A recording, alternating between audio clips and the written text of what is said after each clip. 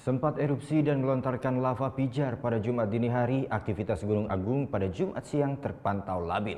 Meski demikian, pihak PVMBG memprediksi potensi erupsi susulan masih tinggi. Pasca erupsi Strombolian pada Jumat dini hari, aktivitas vulkanis Gunung Agung Karangasem hingga Jumat siang terpantau masih labil. Meski data 6 jam terakhir dari pukul 6 sampai 12 WITA menunjukkan tingkat kegempaan vulkanik nihil. Namun hal tersebut tidak serta-merta mengurangi aktivitas vulkanis gunung. Menurut PVMBG, saat ini potensi erupsi susulan dalam skala kecil masih tinggi. Sistem pipa gunung yang sudah terbuka menyebabkan potensi erupsi dapat terjadi kapanpun tanpa diikuti gempa-gempa vulkanik dalam jumlah banyak. Meski erupsi susulan skala kecil masih tinggi, namun untuk erupsi skala besar hingga saat ini masih belum terekam. Akan tetapi, PVMBG tetap menghimbau warga agar lebih waspada dan menjauhi zona bahaya 4 km dari puncak kawah.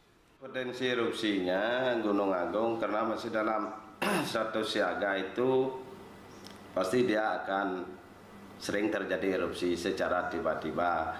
Nah, itulah makanya PVMBG mengasih radius 4 kilo. Artinya masyarakat yang mau ke dalam 4 kilo agar lebih mewaspadai dan juga lebih berhati-hati apalagi melalui pendakian Gunung Agung.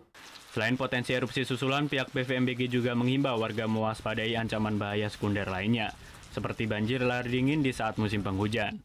Wilayah aliran sungai yang berhulu langsung dengan Gunung Agung akan mudah dilalui banjir lahar, mengingat material pasir dan abu vulkanis masih banyak tersimpan di lereng-lereng gunung pasca erupsi. Kade Martana melaporkan untuk NET. Oh ya beneran? Iya, oke. Nah, udah kan nonton beritanya? Jangan lupa di-subscribe, di-like, dan juga di-komen ya akun YouTube dari Net Bali. Terima kasih udah subscribe. Yang belum, jangan sampai lupa. Di sebelah sini nih.